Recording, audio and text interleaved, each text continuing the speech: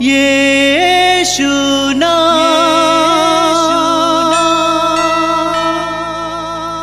यीशु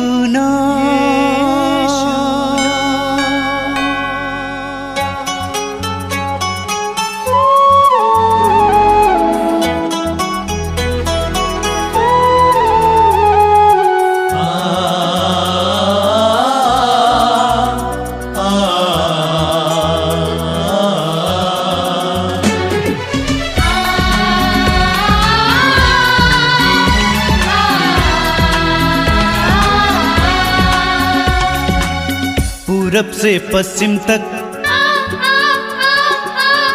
उत्तर से दक्षिण तक,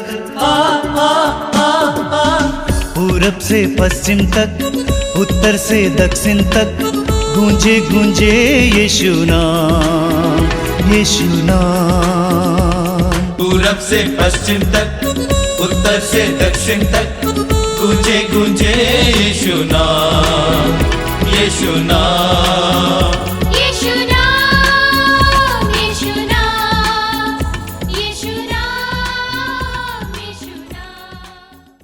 मेरे प्रिय भाई और बहनों, मैं आप सभी का इस मातृधाम सत्संग में हार्दिक स्वागत करता हूं।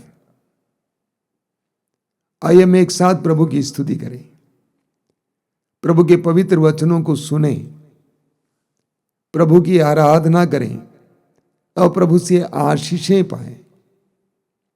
एक बात का ख्याल कीजिएगा, जब भी हम प्रभु के लिए अपने हृदय के द्वार को खोल देते हैं, प्रभु हमारे जीवन में कार्य करने लगते हैं। प्रभु जबरदस्ती नहीं करते हैं।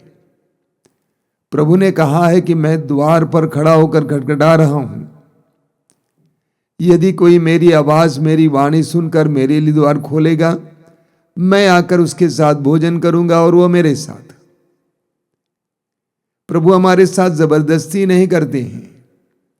हमें अपने हृदय के द्वार को खोलने की आवश्यकता है। हर रविवार को हम प्रभु की स्तुति करते हुए इस सत्संग को शुरू करते हैं। स्तुति में बहुत बड़ा बल है। स्तुति के द्वारा हमारी नकारात्मकता आशा में परिवर्तित हो जाती है। प्रतिदिन के जीवन में हमें अलग अलग प्रकार के कटु अनुभवों का सामना करना पड़ता है, जिसके कारण हमारे मन और हृदय में अलग अलग प्रकार की नकारात्मक बातें आ जाती हैं। निराशा, उदासी, निरुत्साह। लेकिन स्तुति के द्वारा हम प्रभु को अपने आप को समर्पित करते हैं और प्रभु हमारी नकारात्मकता को और निराशा को आशा में परिवर्तित करते हैं। देखिए स्तोत्रकार क्या कहते हैं। स्तोत्र 68 में स्तोत्रकार कहता है, धर्मी ईश्वर के सामने आनंद मनाते हैं। धर्मी ईश्वर के सामने आनंद मनाते हैं, वे प्रफुल्लित होकर नृत्य करते हैं। ईश्वर के आदर में गीत गाओ, उसके नाम का भजन सुनाओ। जो बादलों पर विराजमान है उसकी स्तुति करो। प्रभु उसका नाम है, उसके सामने आनंद मनाओ। अनाथों का पिता, विधवाओं का रक्षक, यही ईश्वर अपने पावन मंदिर में निवास करता है। ईश्वर परित्यक्तों को आवाज देता है और बंदियों को छुड़ाकर आनंद प्रदान करता है। आइए हम सभी मिलकर उस महान करुणामय प्रभु ईश्वर की स्तुति करें। मेरे भाई बहन के साथ मिलकर हम स्तुति का गीत गाएंगे। मैं आप सभी से अनुरोध करूंगा, तालियां बजाते हुए बड़े आनंद के साथ मुंह खोलकर हृदय की गहराई से प्रभु की स्तुति करते जाएं। हाथ उठा के बोलो सारे हालेलुया। हाथ उठा के बोलो सारे हालेलुया। दिल से चिल्ला के बोलो सारे हालेलुया। दिल से चिल्ला के बोलो सारे हालेलुया। हाथ उठा के बोलो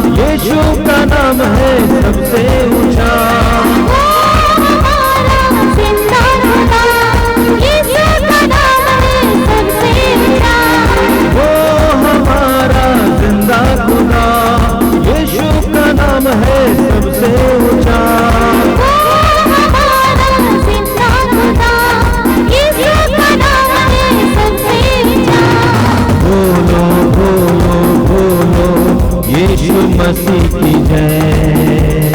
बोलो बोलो बोलो यीशु मसीह की जय। बोलो बोलो बोलो यीशु मसीह की जय। सब मिलकर गाएंगे। बोलो बोलो बोलो यीशु मसीह की जय जय। हाथ उठा के बोलो सारे हल्लेलुया। गाइए सब मिलकर। हाथ उठा के बोलो सारे हालेलुया। दिल से चिल्ला के बोलो सारे हल्लेलुया। सब मिलकर गाएंगे। दिल से चिल्ला के बोलो सारे हालेलुया। वो हमारा जिंदा खुदा यीशु का नाम है सबसे ऊंचा। वो हमारा जिंदा खुदा यीशु के नाम है सबसे ऊंचा। बोलो बोलो बोलो यीशु मसीह की जय। मिलकर गाएंगे। बोलो बोलो बोलो यीशु मसीह की जय। सब मिलकर गाएंगे। बोलो बोलो बोलो यीशु मसीह की जय जय। यीशु मसीह है मेरा खुदा मुझसे न रहता कभी जुदा। यीशु मसीह है मेरा खुदा मुझसे न रहता कभी जुदा। यीशु मसीह है मेरा खुदा मुझसे न रहता कभी जुदा। यीशु मसीह है मेरा खुदा मुझसे न रहता कभी जुदा। प्यार करता है मुझसे ज्यादा पूरे वो करता सारे वादा। प्यार करता मुझसे ज्यादा पूरे वो करता सारे वादा। प्यार करता मुझसे ज्यादा पूरे वो करता सारे वादा। प्यार करता मुझसे ज्यादा पूरे वो करता सारे वादा। बोलो बोलो बोलो यीशु मसीह की जय। सब मिलकर गाएंगे। बोलो बोलो बोलो यीशु मसीह की जय। बोलो बोलो बोलो यीशु मसीह की जय। बोलो बोलो बोलो यीशु मसीह की जय जय। हाथ उठा के बोलो सारे हल्लेलुया। सब मिल गए। हाथ उठा के बोलो सारे हालेलुया। दिल से चिल्ला के बोलो सारे हल्लेलुया। सब मिलकर गाएंगे। दिल से चिल्ला के बोलो सारे हालेलुया। बोलो बोलो बोलो यीशु मसीह की जय। ताली बजाकर गाएंगे। बोलो बोलो बोलो यीशु मसीह की जय। बोलो बोलो बोलो यीशु मसीह की जय। बोलो बोलो बोलो यीशु मसीह की जय जय। यीशु मसीह पे लाओ ईमान पूरा करेगा दिल के अरमान। यीशु मसीह पे लाओ ईमान पूरा करेगा दिल का अरमान। यीशु मसीह पे लाओ ईमान पूरा करेगा दिल के अरमान। यीशु मसीह पे लाओ ईमान पूरा करेगा दिल का अरमान। खुद ही वो दाता खुद ही है दान सारे जहां की वही है साथ। खुद ही है दाता खुद ही है दान सारे जहां का वही है साथ। वो हमारा जिंदा खुदा यीशु का नाम है सबसे ऊंचा। वो हमारा जिंदा खुदा यीशु का नाम है सबसे ऊंचा। बोलो बोलो बोलो यीशु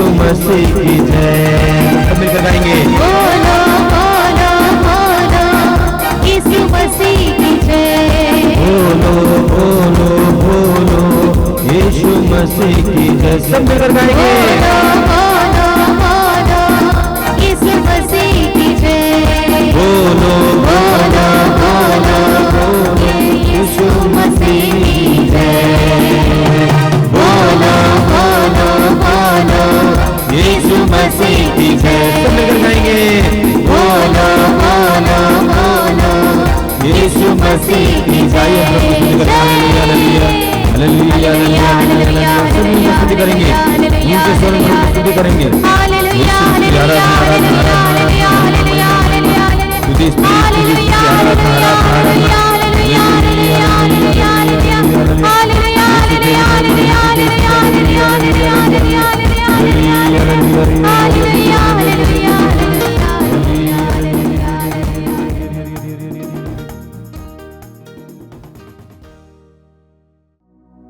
आइए हम प्रार्थना करें।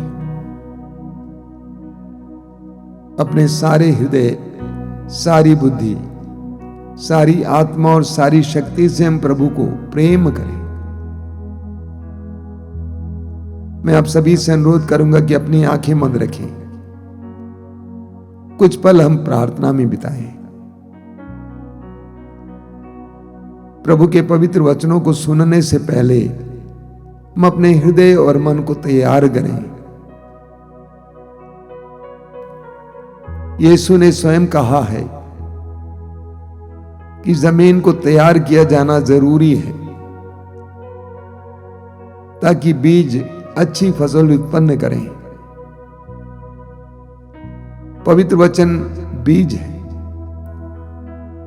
उसकी अच्छी फसल हमारे जीवन में देखने के लिए हमें अपने हृदय और मन को तैयार करने की जरूरत है। अपने आप को शांत कीजिए। क्या आप बहुत ज्यादा पीड़ित हैं, निराशा में जीवन जी रहे हैं, बहुत ज्यादा उदास हैं,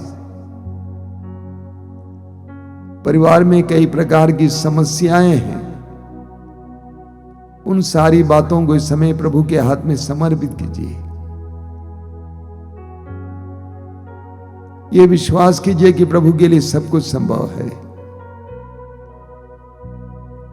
आपकी चिंता से बढ़कर प्रभु आपके लिए चिंता करते हैं। वो आपकी सुधि लेते हैं। पेतरुस हमें याद दिलाते हैं, आप अपनी सारी चिंताएं उस पर छोड़ दें क्योंकि वह आपकी सुधि लेता है। सारी चिंताओं को इस समय प्रभु के हाथों में समर्पित कीजिए और प्रभु से कहिए कि प्रभु मैं तुझ पर भरोसा रखता हूं, मैं तेरे पवित्र नाम पर विश्वास करता हूं। मैं जानता हूं कि तेरे लिए कुछ भी असंभव नहीं है। हम प्रभु के पवित्र वचनों को सुनने के लिए अपने हृदय और मन को तैयार करें। हम पवित्र आत्मा से प्रार्थना करें कि पवित्र आत्मा हमारे जीवन में, मन हृदय में आइए। प्रार्थना कीजिए कि पवित्र आत्मा मेरी बुद्धि को प्रकाशित कीजिए। मैं समझ नहीं पाता हूं, समझ नहीं पाती हूं, मेरी बुद्धि को प्रकाशित कीजिए। मेरे हृदय में उत्साह की कमी है, मैं विचलित हो जाता हूं, मेरे हृदय में उत्साह भरिए। मेरी आत्मा को जगाइए पवित्र आत्मा। आंखें बंद करके एक दो पल के लिए पवित्र आत्मा की चाह में प्रार्थना करेंगे कि पवित्र आत्मा हमारे हृदय और मन में आ जाए। वही हमारे जीवन को परिवर्तित कर सकता है, वही हमारे विचारों को बदल सकता है, वही हमारे परिवारों को सुधार सकता है। आंखें बंद करके हृदय खोलकर पवित्र आत्मा का आह्वान कीजिए।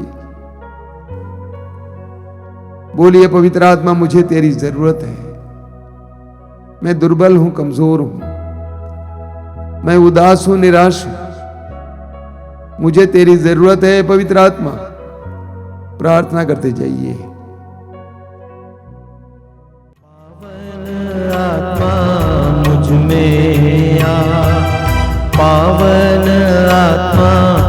मुझ में आ, पावन आत्मा मुझ में आ तू, पावन आत्मा मुझ में आ।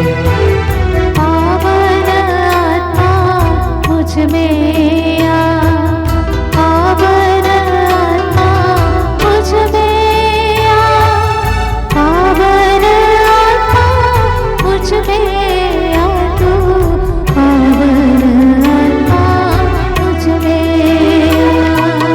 जाना नहीं पावन आत्मा तू मेरा मीत है,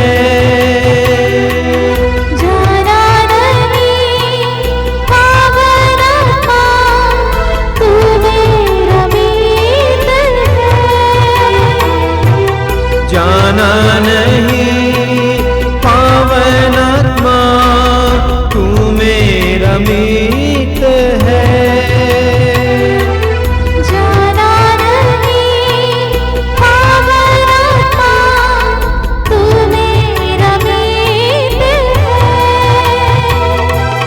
छोड़ो नहीं पावन आत्मा, पापी हूँ मुझ में रहना सदा, छोड़ो नहीं पावन आत्मा, पापी हूँ मुझ में रहना सदा।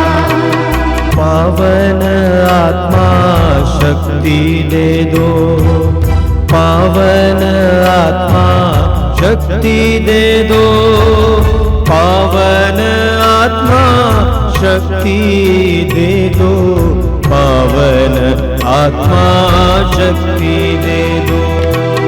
पावन आत्मा शक्ति दे दो, पावन आत्मा शक्ति दे दो, पावन आत्मा शक्ति दे दो, पावन आत्मा शक्ति दे दो। पावन आत्मा शांति दे दो, पावन आत्मा शांति दे दो, पावन आत्मा शांति दे दो, पावन आत्मा शांति दे दो। पावन आत्मा शांति दे दो, पावन आत्मा शांति दे दो, पावन आत्मा शांति दे दो, पावन आत्मा शांति दे दो। जाना नहीं पावन आत्मा तू मेरा मीत है, जाना नहीं पावन आत्मा तू मेरा मीत है। छोड़ो नहीं पावन आत्मा, पापी हूँ मुझ में रहना सदा, छोड़ो नहीं पावन आत्मा, पापी हूँ मुझ में रहना सदा। पावन आत्मा मुझ में आ, पावन आत्मा मुझ में आ, पावन आत्मा मुझ में आ तू, पावन आत्मा मुझ में आ।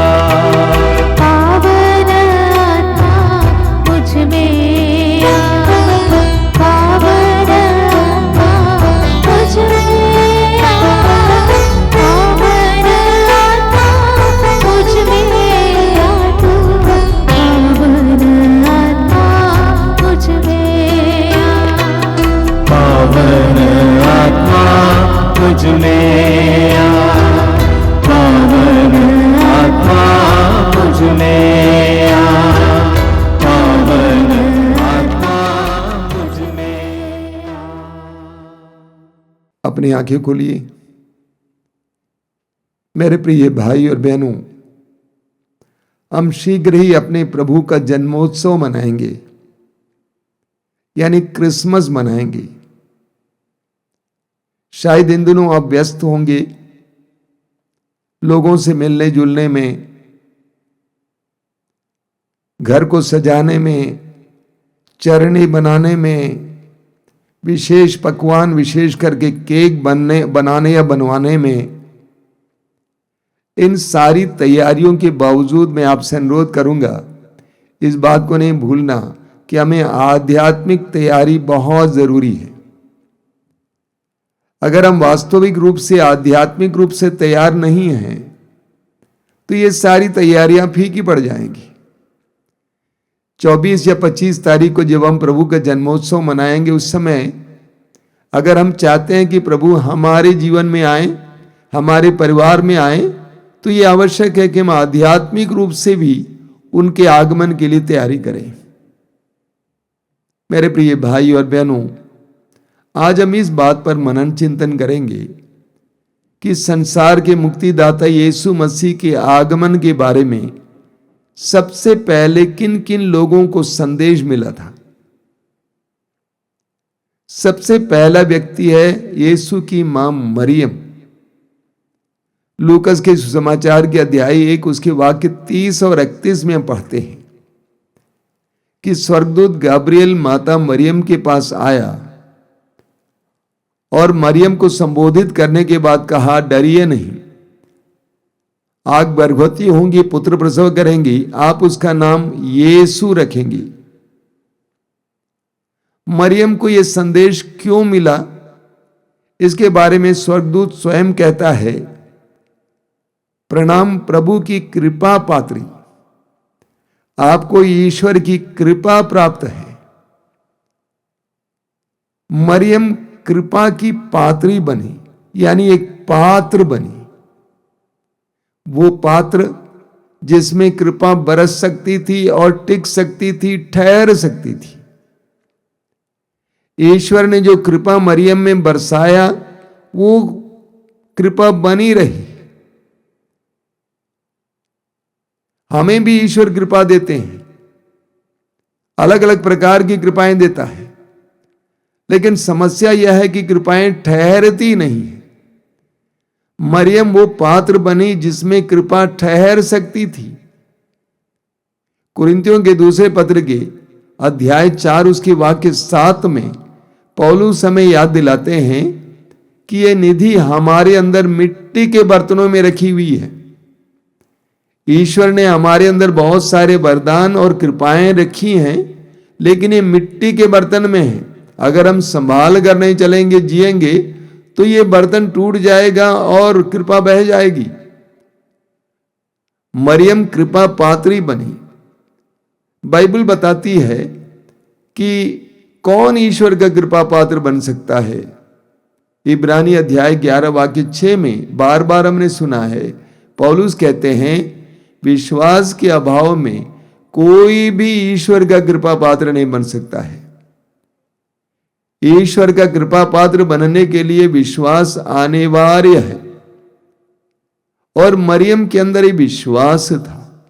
सबसे पहले वो किशोर अवस्था में थी, और उस अवस्था में भी जब ईश्वर का संदेश उसे मिलता है तो वो हल्के से नहीं लेती है, गंभीरता पूर्वक लेती है। उसने यह नहीं कहा कि हो सकता है कि मुझे भ्रम हो रहा था, बल्कि उस युवती ने, उस तरुणी ने, उस लड़की ने उस संदेश को गंभीरता पूर्वक ग्रहण किया। इतना ही नहीं, उसने विश्वास किया कि ईश्वर ने जो स्वर्गदूत के द्वारा कहा है वो सच हो जाएगा। स्वर्गदूत ने कहा, पवित्र आत्मा आप पर उतरेगा और सर्वोच्च शक्ति की छाया आप पर पड़ेगी। पवित्र आत्मा के द्वारा आप एक पुत्र प्रसव करेंगी। एक किशोरी होने के बावजूद वो जानती थी कि एक संतान उत्पत्ति की प्रक्रिया क्या होती है, तब भी उसने स्वर्गदूत की उस बात पर विश्वास किया। उसने विश्वास किया कि स्वर्गदूत ने जो कहा मेरे जीवन में पूर्ण होगा। मरियम के अंदर विश्वास की दृढ़ता थी, इसीलिए मरियम ईश्वर की कृपा पात्री बनी। हमें प्रवक्ता ग्रंथ के अध्याय 3 वाक्य 20 में पढ़ने को मिलता है, तुम जितने अधिक बड़े हो उतने ही अधिक नम्र बनो, जिससे तुम ईश्वर के का कृपा पात्र बनोगे। ईश्वर का कृपा पात्र वो बनता है वो जो नम्र है।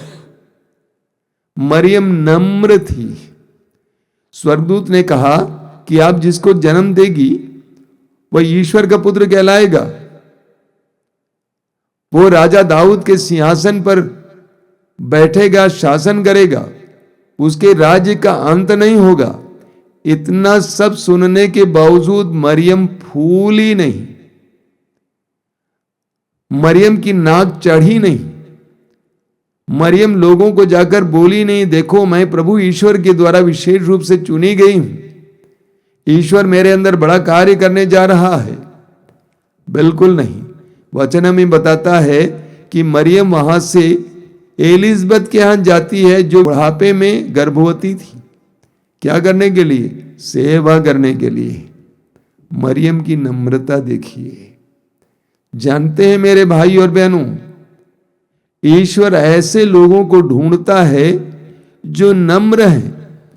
नम्रता में ईश्वर की कृपा टिकती है, ठहरती है। जो घमंडी होते हैं उसके ऊपर प्रभु की कृपा बरस नहीं सकती है, ना ही वहां पे ठहर सकती है। हमें मूसा के बारे में पढ़ने को मिलता है स्तोत्र 106 वाक्य 23 में कि मूसा ईश्वर के कृपा पात्र थे। मूसा ईश्वर के कृपा पात्र थे। क्यों? वचन में लिखा हुआ है, गणना ग्रंथ अध्याय 12 वाक्य 3 में वचन में लिखा हुआ है, सभी मनुष्यों में मूसा सबसे नम्र व्यक्ति था। बाइबल पढ़िए, आपको पढ़ने को मिलेगा कि मूसा के जरिए ईश्वर ने बड़े बड़े कार्य किया। एक बार मूसा ने छड़ी से नील नदी को छुआ और पूरी नदी रक्त की नदी में बदल गई। उस छड़ी से मूसा ने लाल समुद्र को छुआ और लाल समुद्र 2 भागों में विभाजित हो गया। मूसा के द्वारा इतने बड़े बड़े चमत्कार और चिन्ह ईश्वर ने प्रकट किए, इसके बावजूद मूसा नम्र बने रहे। मूसा से एक छोटी सी गलती हुई। ईश्वर ने मूसा से कहा, जब इस्राएलियों के पास पीने के लिए पानी नहीं था, मरीबा में कहा कि सारे इस्राएलियों को इकट्ठा करो और चट्टान के सामने चट्टान से कहो, चट्टान हमें पानी दो, वो तुम्हें पानी देगा। मूसा ने इस्राएलियों को इकट्ठा तो जरूर किया, लेकिन चट्टान से बोलने के बजाय मूसा ने लाठी से उस चट्टान को मारा। पानी निकला जरूर, लोगों की प्यास बुझी, लेकिन ईश्वर ने कहा तुमने गलत किया, तुमने गलत किया। मैंने तुमसे कहा था कि चट्टान से कहने के लिए, लेकिन तुमने छड़ी से मारा क्यों? इसलिए कि तुमने मेरे आदेश का पालन नहीं किया। तुम इस जनता को प्रतिज्ञात देश नहीं पहुंचाओगे, उससे पहले तुम मर जाओगे। कितनी दर्दनाक बात है। मूसा ने ईश्वर से नहीं कहा कि हे ईश्वर, कितनी मुसीबतें मोल लेकर मैं इस जनता को मिस्र देश से बाहर लाया हूं, इस मरु प्रदेश से होकर इस जनता को आगे ले चल रहा हूं, मुझे प्रतिज्ञात देश में पैर रखने की अनुमति क्यों नहीं दे रहा है? मूसा चुप रहा। इतना ही नहीं, आप विधिवरण ग्रंथ के अंत में पढ़ेंगे कि मूसा मरे और उनको दफनाया गया, लेकिन आज तक किसी को नहीं मालूम कि मूसा की कब्र कहां है। यानी इतने बड़े हीरो जीरो बन गए, लुप्त हो गए। ये मूसा की नम्रता है, इसीलिए मूसा को कृपा का पात्र बोला गया है। मां मरियम नम्र थी, इसीलिए उनको कृपा का पात्र कहा गया है। मरियम को इसीलिए मुक्तिदाता के जन्म के बारे में संदेश दिया और उसके लिए माध्यम बनाया। दूसरा व्यक्ति जिसको मुक्तिदाता के आगमन के बारे में पता चला वो है एलिजबेथ। लूकास के समाचार में आप पढ़ेंगे उसके वाक्य अध्याय 1 वाक्य 41 से कि माता मरियम एलिजबेथ के पास आई और उन्होंने एलिजबेथ का अभिवादन किया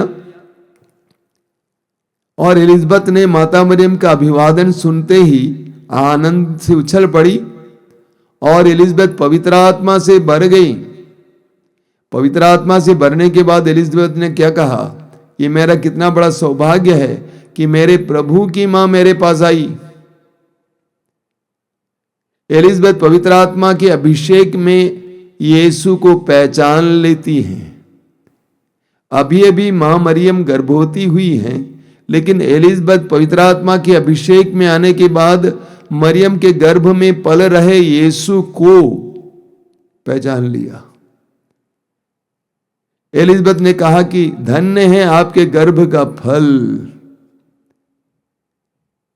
यीशु को पहचानने के लिए, यीशु को अपनाने के लिए पवित्र आत्मा के अभिषेक की आवश्यकता है। पवित्र आत्मा ही हमें यीशु को पहचानने के लिए सामर्थ्य दे सकता है। पवित्र आत्मा ही हमें यीशु को पहचानने के लिए प्रज्ञा और ज्ञान दे सकता है। एलिजबेथ ने पवित्र आत्मा से भरकर यीशु को पहचान लिया। तीसरा व्यक्ति जिसको यीशु के जन्म के बारे में संदेश दिया गया वो है मरियम के पति यूसुफ। हम पढ़ते हैं मत्ती के समाचार के अध्याय 1 उसके वाक्य 20 और 21 में। यूसुफ को पता चला कि मरियम गर्भवती है और यूसुफ को नहीं मालूम था कि मैं क्या करूं। ऐसे में स्वर्गदूत यूसुफ के पास आता है और उसको समझाता है कि मरियम के गर्भ में जो बच्चा है वो पवित्र आत्मा के जरिए है, इसीलिए आप उसे अपनावें और अपना घर ले चलें। सपने में यह संदेश दिया गया। यूसुफ ने यह नहीं कहा कि आखिर सपना तो है, सपना तो कभी पूरा भी हो सकता है, नहीं भी पूरा हो सकता है। इस तरह यूसुफ ने उस बात को टाला नहीं, बल्कि यूसुफ ने उसका अक्षरशः पालन किया।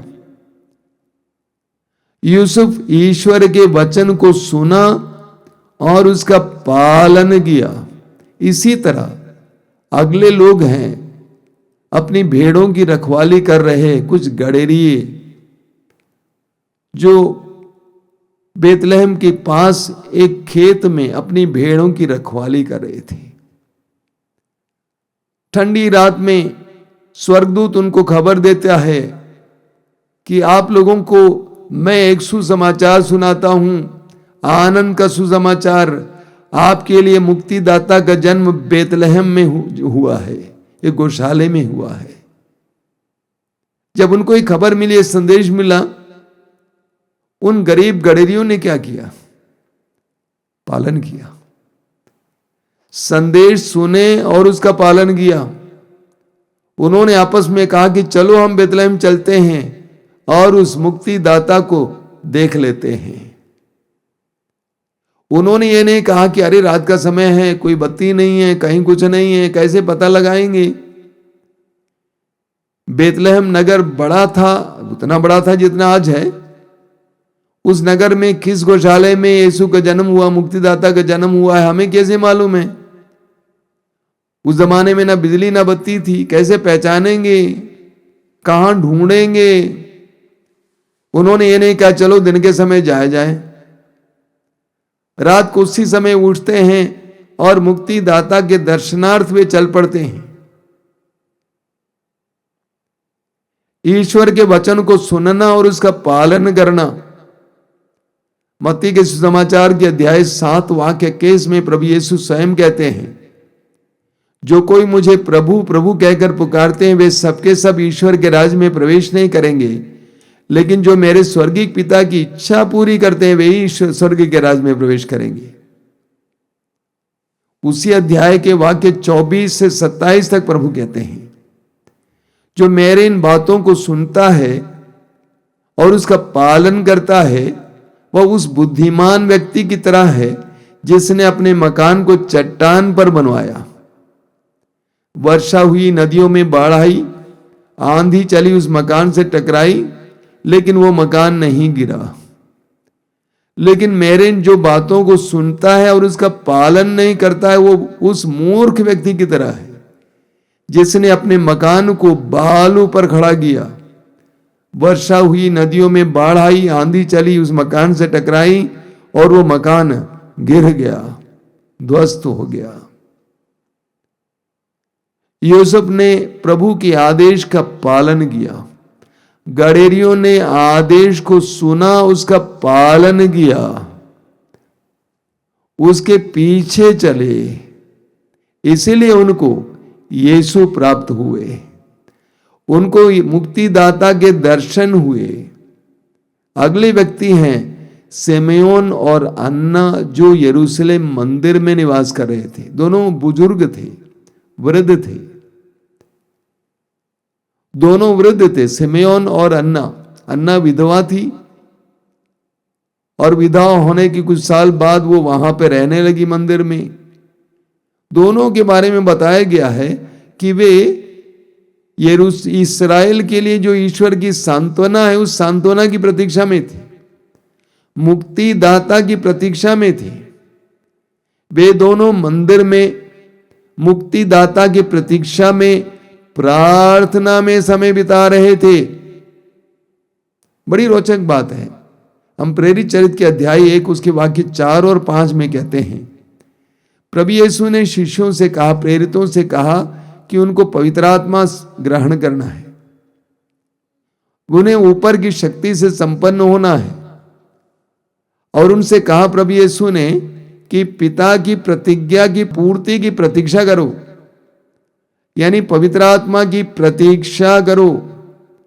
प्रभु ने यह नहीं कहा कि कितने दिन तक प्रतीक्षा करनी है। और शिष्य पवित्र आत्मा की प्रतीक्षा में, प्रार्थना में रत रहे। उसी तरह सिमेयोन और अन्ना मंदिर में प्रार्थना में, मुक्तिदाता के इंतजार में, प्रतीक्षा में थे और उनको यीशु मिले। यहां तक कि सिमेयोन ने कहा ईश्वर से, हे ईश्वर अब मुझे ले ले, क्योंकि मेरी आंखों ने उद्धारक को देखा है, मुक्तिदाता को देखा है। हम पढ़ते हैं शोक ग्रंथ के अध्याय 3 वाक्य 26 में, मौन होकर प्रभु की मुक्ति की प्रतीक्षा करना यही सर्वोत्तम है। शोक ग्रंथ अध्याय 3 वाक्य 26, मौन होकर प्रभु की मुक्ति की प्रतीक्षा करना यही सर्वोत्तम है। उन लोगों को मुक्तिदाता का अनुभव होता है, उन लोगों को मुक्ति का एहसास होता है जो मुक्ति का इंतजार करने को तैयार हैं, प्रार्थना में प्रतीक्षा करने को तैयार हैं। कई लोग आश्रम आते हैं विभिन्न प्रकार की समस्याएं लेकर। मैं उनसे कहता हूं प्रभु की उपस्थिति में बैठिए, प्रभु की उपस्थिति में बैठिए, प्रतीक्षा कीजिए, इंतजार कीजिए उस समय का जब प्रभु आपके जीवन में कार्य करेंगे।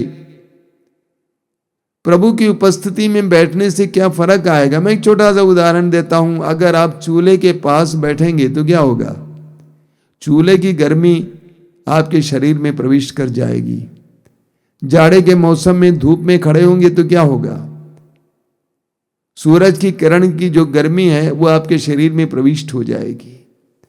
इसी तरह प्रभु की उपस्थिति में बैठेंगे तो प्रभु की उपस्थिति की जो पवित्रता है वह सब आपके अंदर प्रविष्ट कर जाएगी। तो सिमेयोन और अन्ना मुक्तिदाता की प्रतीक्षा में, प्रार्थना में रत थे, प्रार्थना में लीन थे और मुक्तिदाता को उनकी आंखों ने देखा। अगला है ज्योतिषी। मत्ती के समाचार के अध्याय 2 में हमें पढ़ने को मिलता है कि पूरब के 3 ज्योतिषी एक अनोखे तारे को देखकर उस व्यक्ति की खोज में निकल पड़ते हैं जो उन्हें बेतलहम की उस गौशाले में प्राप्त हो जाता है। एक तारे के द्वारा उनको इशारा मिल जाता है, किसी महान व्यक्ति का जन्म हुआ है। एक बहुत सुंदर प्रतीक है। और वे ज्योतिषी हैं, उस तारे को देखकर वे संदेश ग्रहण कर पाए और मुक्तिदाता की खोज में बेतलहम के उस गौशाले में पहुंच गए और उन्हें यीशु के दर्शन हुए। मत्ती के सुसमाचार में स्वयं प्रभु यीशु कहते हैं अध्याय 6 वाक्य 33 में, तुम सबसे पहले ईश्वर के राज्य और उसकी धार्मिकता की खोज में लगे रहो, बाकी चीजें तुम्हें यूं ही मिल जाएंगी। तुम सबसे पहले ईश्वर के राज्य और उसकी धार्मिकता की खोज में लगे रहो और बाकी चीजें तुम्हें यूं ही मिल जाएंगी। उन ज्योतिषियों ने ईश्वर द्वारा दिए गए उनके ज्ञान, उनकी बुद्धि, उनकी प्रतिभा को आध्यात्मिक खोज में लगा दिया। उन्होंने अपनी आंतरिक शक्तियों को आध्यात्मिक खोज में लगा दिया। इसीलिए उन्हें यीशु प्राप्त हुए, मुक्तिदाता के दर्शन हुए। मेरे प्रिय भाई और बहनों, मैंने इन व्यक्तियों को आपके सामने रखा है जिनको प्रथम क्रिसमस यानी प्रथम यीशु के आगमन का संदेश प्राप्त हुआ।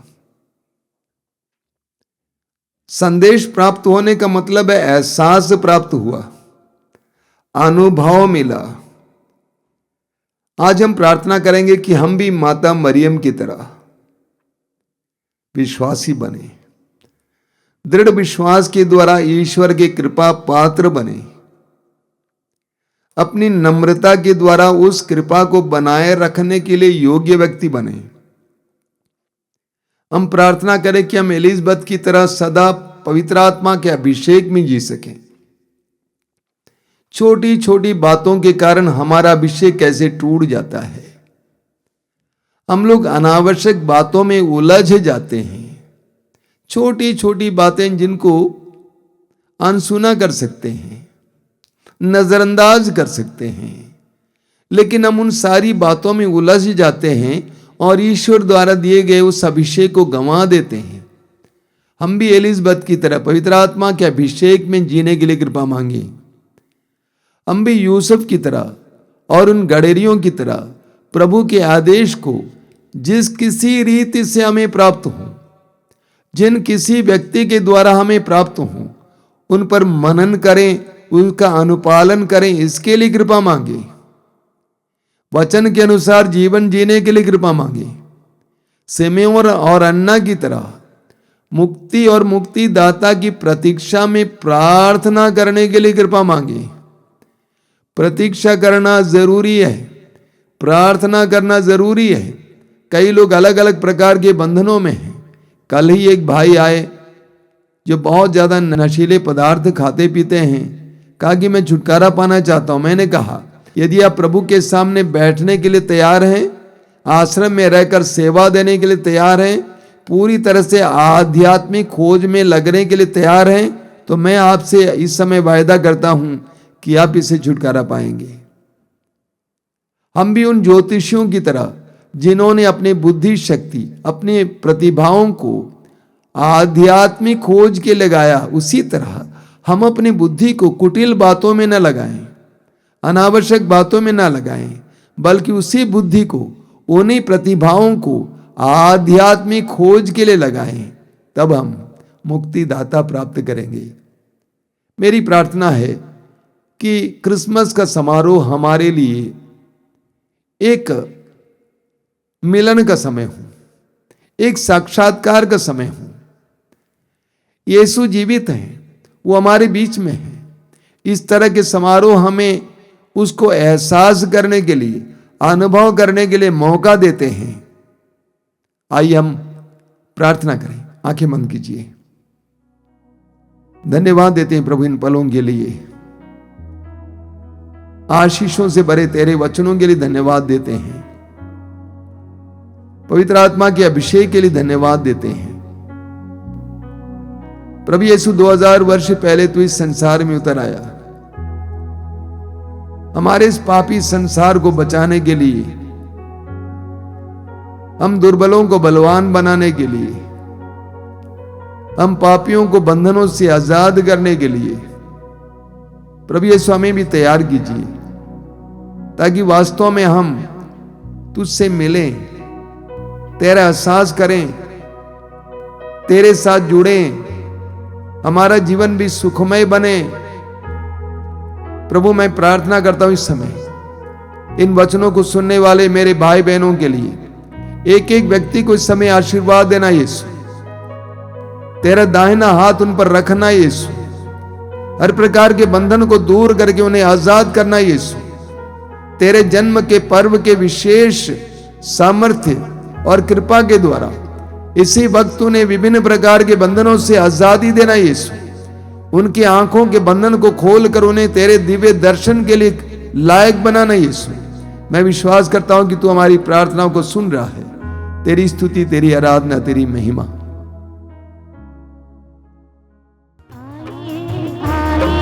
जीवन रोटी आइए, आइए आइए जीवन रोटी आइए, आइए आइए जीवन रोटी आइए, आइए आइए जीवन रोटी आइए। दिल में समा जाइए, दिल में समा जाइए, दिल में समा जाइए, दिल में समा जाइए। आइए आइए जीवन रोटी आइए, आइए आइए जीवन रोटी आइए, आइए आइए जीवन रोटी आइए, आइए आइए जीवन रोटी आइए। दिल में समा जाइए, दिल में समा जाइए, दिल में समा जाइए,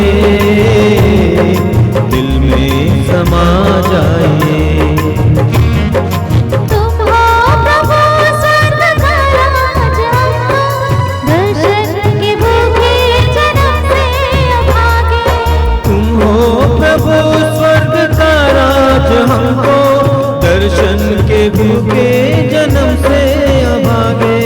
तुम हो प्रभु स्वर्ग का राजा, दर्शन के भूखे जन्म से अभागे, तुम हो प्रभु स्वर्ग राज, हमको दर्शन के भूखे जन्म से अभागे। तन मन को शांत करने आ जाइए, रग रग में प्राण भरने आ जाइए, तन मन को शांत करने आ जाइए, रग रग में प्राण भरने आ जाइए। आइए आइए जीवन रोटी आइए, आइए आइए जीवन रोटी आइए, दिल में समा जाइए, दिल में समा जाइए, दिल में समा जाइए, दिल में समा जाइए। सपनों की दुनिया में खोए हुए हैं, माया से जकड़े और भटके हुए हैं, सपनों की दुनिया में खोए हुए हैं, माया से झगड़े और भटके हुए हैं। सपनों की दुनिया में खोए हुए हैं, माया से जकड़े और भटके हुए हैं, सपनों की दुनिया में खोए हुए हैं, माया से झगड़े और भटके हुए हैं। पाप शाप काटने प्रभु आइए, दिव्य प्रेम का जलाने आ जाइए, पाप शाप काटने प्रभु आइए, दीप प्रेम का जलाना आ जाइए। आइए आइए जीवन रोटी आइए, आइए आइए जीवन रोटी आइए, आइए आइए जीवन रोटी आइए, आइए आइए जीवन रोटी आइए। दिल में समा जाइए, दिल में समा जाइए, दिल में समा जाइए, दिल में समा जाइए। आइए आइए जीवन रोटी आइए, आइए आइए जीवन रोटी आइए, दिल में समा जाइए, दिल में समा जाइए, दिल में समा जाइए,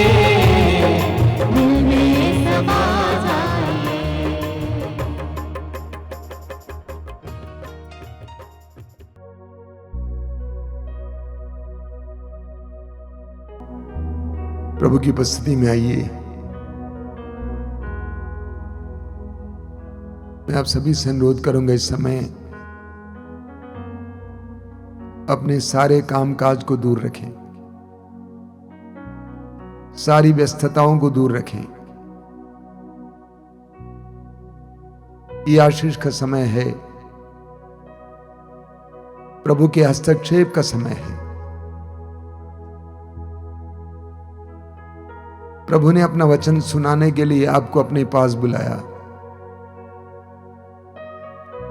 आप प्रभु के द्वारा बुलाए गए हैं। प्रभु अपने सानिध्य में आपको बुलाया है। प्रभु को धन्यवाद दीजिए। इस सुंदर मौके के लिए धन्यवाद दीजिए और अपने हृदय और मन को एकाग्र कीजिए। आंखें बंद कीजिए। जीवित प्रभु की उपस्थिति में आइए। वो आपको प्यार करते हैं। वो आपके जीवन की एक एक बात को जानते हैं। प्रभु यीशु ने स्वयं कहा है, तुम्हारा पिता जानता है कि तुम्हारी आवश्यकताएं क्या हैं। उस जीवित प्रभु पर विश्वास कीजिए, भरोसा रखिए। इस आराधना के दौरान वो आपको स्पर्श करेंगे, ऐसा विश्वास कीजिए। प्रभु यीशु धन्यवाद देता हूं इन पलों के लिए, मेरे इन भाई बहनों के लिए जो इस समय तेरी आराधना में बैठे हुए हैं। कई लोगों के हृदय में बहुत पीड़ाएं हैं यीशु, अलग अलग प्रकार की पीड़ाओं से परेशान है यीशु। उन पर दया करना। उनके शारीरिक पीड़ाओं को तू जानता है। परिवार में जो हो रहा है तू जानता है। उनके अंदर कितनी निराशा है तू जानता है। दया करना यीशु, दया करना। अपनी आत्मा के द्वारा उन्हें स्पर्श करना यीशु, स्पर्श करना। जिस तरह पेतरुस ने कहा, हम भी इस समय कहना चाहते हैं, हम जाएं तो कहां जाएं, तेरे ही वचनों में अनंत जीवन का संदेश है। हम कहां जाएं यीशु। एक एक भाई बहन पर आशीर्वाद देना यीशु आज के दिन। आइए मेरे भाई और बहनों, हम हृदय खोलकर प्रभु की आराधना करें, प्रभु की स्तुति करें। मैं आप सभी से अनुरोध करूंगा कि अपने दिल में जो पीड़ाएं हैं प्रभु को समर्पित करना और हृदय खोलकर, मुंह खोलकर प्रभु की स्तुति करते जाना। बोलिए हालेलुया, हालेलुया, हालेलुया, हालेलुया, हालेलुया, हालेलुया। हे प्रेमी पिता, हे प्रेमी पिता, आज के सुंदर दिन के लिए, आज के सुंदर दिन के लिए, इस पवित्र समय के लिए, इस पवित्र समय के लिए हम तुझे धन्यवाद देते हैं। हम तुझे धन्यवाद देते हैं। हालेलुया, हालेलुया, हालेलुया, हालेलुया। हे पवित्र आत्मा, हे पवित्र आत्मा, हम तेरी आराधना करते हैं। तेरी आराधना, हम विश्वास करते हैं विश्वास कर, तू हमारे बीच में इस समय तू हमारे बीच में इस समय विराजमान है। विराजमान है। हालेलुया, हालेलुया, हालेलुया। हालेलुया। प्रभु के मंदिर में प्रभु के मंदिर में उसकी स्तुति करो। उसकी स्तुति करो। प्रभु के मंदिर में प्रभु के मंदिर में उसकी स्तुति करो। उसकी स्तुति करो। उसके महिमा में आकाश में उसके महिमा में आकाश में उसकी स्तुति करो। उसकी स्तुति करो। उसके महान कार्यों के कारण उसके महान कार्यों के कारण उसकी स्तुति करो। उसकी स्तुति करो। हालेलुया, हालेलुया, हालेलुया। हालेलुया। उसके परम प्रताप के कारण उसके परम प्रताप के कारण उसकी स्तुति करो। उसकी स्तुति करो। तुरही फूंकते हुए तुरही फूंकते हुए उसकी स्तुति करो। उसकी स्तुति करो। वीणा और सितार बजाते हुए वीणा और सितार बजाते उसकी स्तुति करो। उसकी स्तुति करो। ढोल बजाते हुए, ढोल बजाते हुए, नृत्य करते हुए नृत्य करते हुए उसकी स्तुति करो। उसकी स्तुति तानपुरा और बांसुरी बजाते हुए करो। और बांसुरी बजाते उसकी स्तुति करो। उसकी स्तुति झांझों की ध्वनि पर झांझों की ध्वनि उसकी स्तुति करो। उसकी स्तुति करो। विजय की झांझों को बजाते हुए विजय के झांझों को बजाते हुए उसकी स्तुति करो। उसकी स्तुति करो। हालेलुया, हालेलुया, हालेलुया। हालेलुया। सभी प्राणी सभी प्राणी प्रभु की स्तुति करें। प्रभु की स्तुति करें। हालेलुया, हालेलुया, हालेलुया, हालेलुया, हालेलुया। हालेलुया। यीशु तेरी आराधना हो, यीशु की आराधना, यीशु तेरी स्तुति हो। यीशु तेरी स्तुति, हालेलुया, हालेलुया, हालेलुया। ऊंची आवाज में एक साथ प्रभु की स्तुति करते जाइए। हालेलुया, हालेलुया, हालेलुया, हालेलुया, हालेलुया, हालेलुया, हालेलुया, हालेलुया, हालेलुया, हालेलुया, हालेलुया, हालेलुया। आराधना, आराधना, आराधना, आराधना, आराधना, आराधना, आराधना, आराधना, आराधना, आराधना, आराधना, आराधना, महिमा आराधना, महिमा आराधना, महिमा आराधना, आराधना, आराधना, आराधना, आराधना, आराधना, आराधना, आराधना, आराधना, आराधना। पिता परमेश्वर मैं करता हूँ तेरी आराधना, तेरी स्तुति। पिता परमेश्वर मैं करती हूँ तेरी आराधना, तेरी स्तुति। पिता परमेश्वर मैं करता हूँ तेरी आराधना, तेरी स्तुति। पिता परमेश्वर मैं करती हूँ तेरी आराधना, तेरी स्तुति। तू मेरा जीवन सर्वस्व भी ले, तेरी आराधना, तेरी स्तुति। तू मेरा जीवन सर्वस्व भी ले, तेरी आराधना, तेरी स्तुति। तू मेरा जीवन सर्वस्व भी ले, तेरी आराधना, तेरी स्तुति। तू मेरा जीवन सर्वस्व भी ले, तेरी आराधना, तेरी स्तुति। यीशु मेरे नाम मैं करता हूँ तेरी आराधना, तेरी स्तुति। यीशु मेरे नाम मैं करती हूँ तेरी आराधना, तेरी स्तुति। तू मेरा जीवन सर्वस्व भी ले, तेरी आराधना, तेरी स्तुति। तू मेरा जीवन सर्वस्व भी ले, तेरी आराधना, तेरी स्तुति। पावन आत्मा मैं करता हूँ तेरी आराधना, तेरी स्तुति।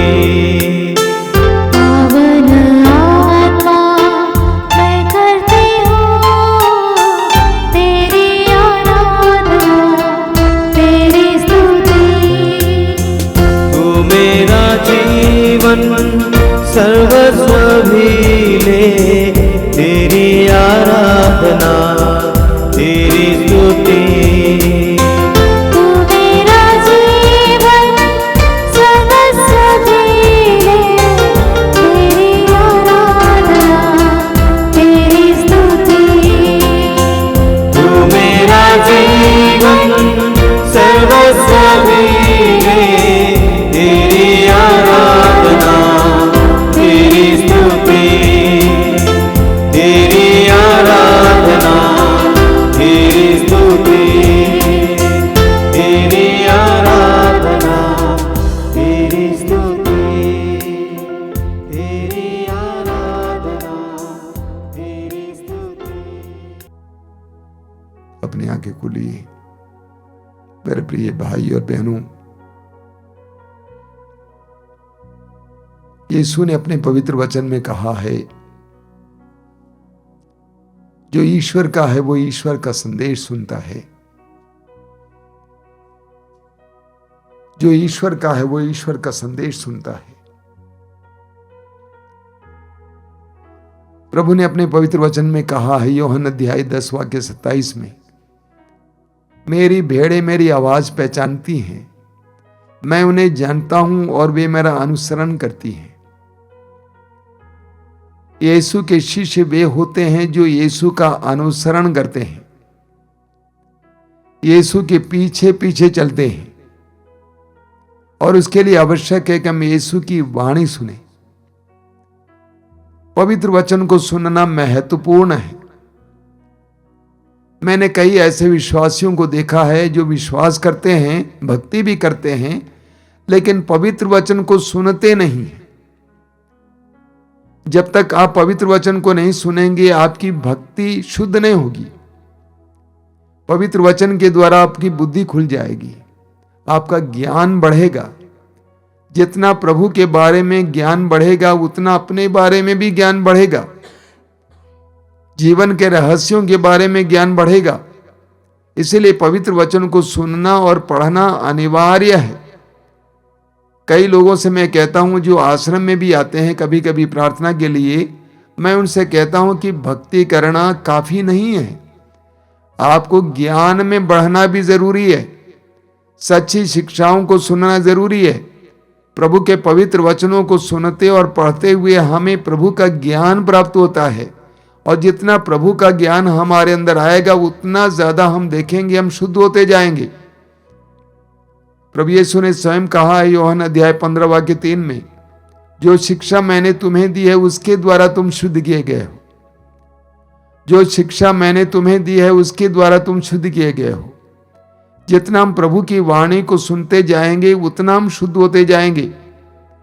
यूहन्ना के सुसमाचार के अध्याय 4 में समारी स्त्री के बारे में पढ़ते हैं।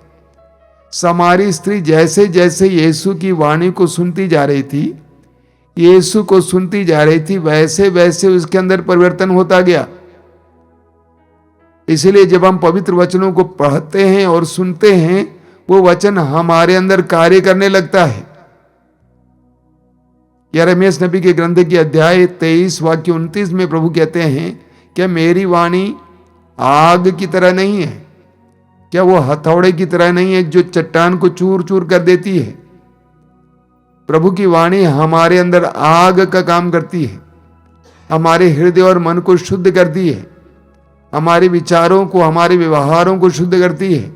इसलिए हर विश्वासी को चाहिए कि वो पवित्र वचन सुने या पढ़ें।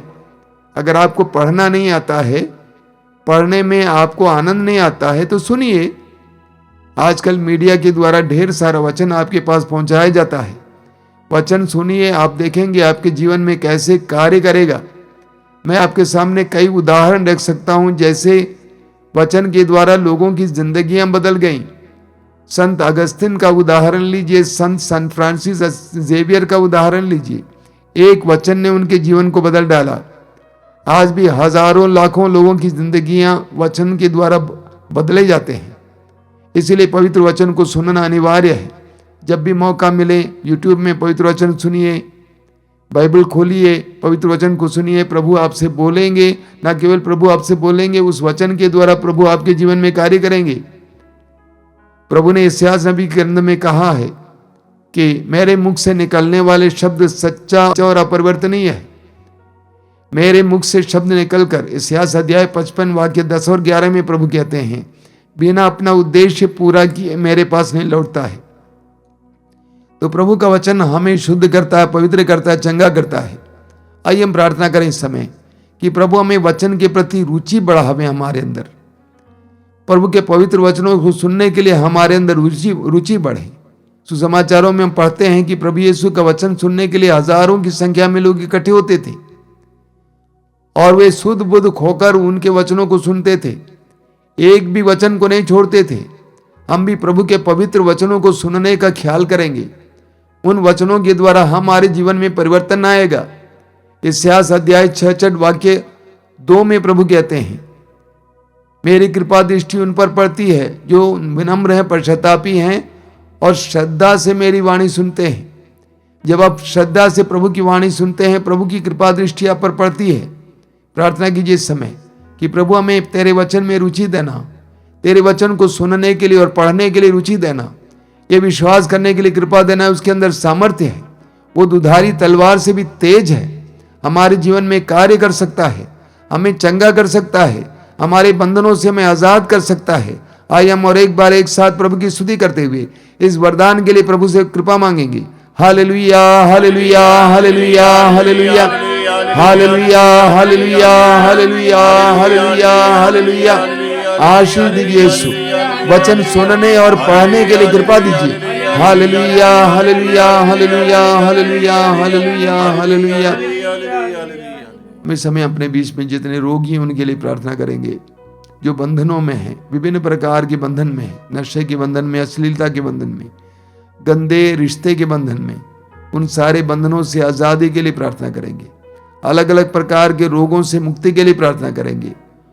जो कई दिनों से बीमार पड़े हुए हैं, डॉक्टरों ने छोड़ दिया है, दवा काम करना बंद की, ऐसे रोगियों के लिए प्रार्थना करेंगे। हमारे बीच में कई ऐसे गंभीर रोगी हैं, उन सारे रोगियों को इस समय हम प्रभु के सामने लाएंगे। प्रभु यीशु, मैं विश्वास करता हूं, तूने स्वयं कहा है, थके मांदे और बोझ से दबे लोगों तुम सबके सब मेरे पास आओ, मैं तुम्हें विश्राम दूंगा। मैं विश्वास करता हूं कि इस समय तूने स्पर्श कर रहा है, एक एक भाई बहन को छूना यीशु, उनके बंधनों को खोलना यीशु, उनके हृदय और मन को परिवर्तित करना यीशु, उनके हृदय में जो चोट का मनोभाव है उसको निकाल देना यीशु, उसके हृदयों में जो घाव है उसको मिटा देना यीशु। जो चंगाई के लिए इस समय बैठे हुए हैं, लेटे हुए, उन पर दया करना यीशु, उनके सारे पापों को क्षमा करना यीशु, सारे पापों को क्षमा करके उनको चंगाई प्रदान करना यीशु। आइए मेरे भाई और बहनों, हम लोग इस समय सैकड़ों की संख्या में हैं, इस समय हृदय खोलकर एक साथ रोगियों की चंगाई के लिए प्रार्थना करेंगे।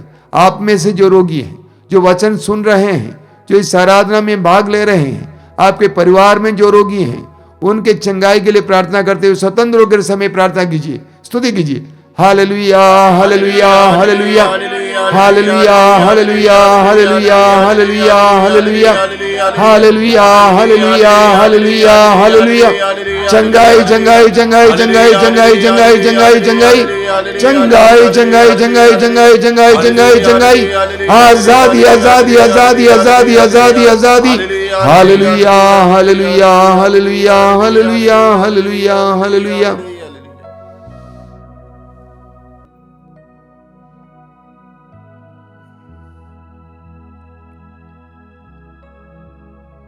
अपनी आंखें खुली।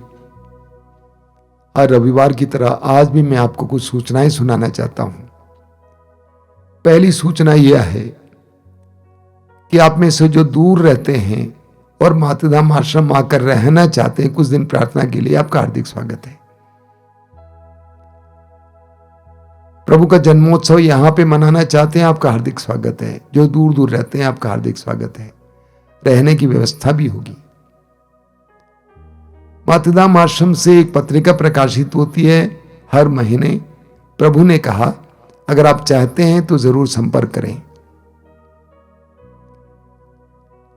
मातृधाम से प्रसारित रेडियो, मातृधाम रेडियो सुचारू रूप से चल रहा है। आप उससे लाभ उठाएंगे। पवित्र संगीत, गीत संगीत, पवित्र वचन, प्रार्थनाएं इत्यादि उसमें आपको मिलेगा। जरूर मातृधाम रेडियो का आस्वादन करेंगे। मातृधाम से यूट्यूब के द्वारा प्रसारित होने वाले कार्यक्रमों के बारे में आपको जानकारी है। फिर एक बार याद दिलाना चाहता हूं, रोज की रोटी सुबह 5 बजे, दोपहर को 3 बजे करुणा माला लाइव, शाम को 7 बजे कृपा धारा लाइव, रात को 8:30 बजे आशीर्वाद, और हर मंगलवार को शाम को 5 बजे युवाओं के लिए विशेष कार्यक्रम, शुक्रवार को शाम को 6 बजे पवित्र रक्ताभिषेक प्रार्थना, और रविवार को सुबह 5 बजे मिस्सा बलिदान, और 12 बजे ये मातृधाम सत्संग। ये सारे कार्यक्रम आपके लिए हैं। इसमें पवित्र आत्मा का विशेष अभिषेक है। जरूर इसके द्वारा प्रभु की कृपाएं प्राप्त करें। आइए हम लोग प्रभु की आशीष पाएंगे। जो लोग तेल और पानी लाए हैं अपने हाथ में उठा के पकड़ेंगे। आशीर्वाद के समय प्रार्थना कीजिए, प्रभु इसे शुद्ध कीजिए, पवित्र कीजिए, इसमें अपने सामर्थ्य उंडेल दीजिए। आइए हम प्रभु की आशीष पाएं।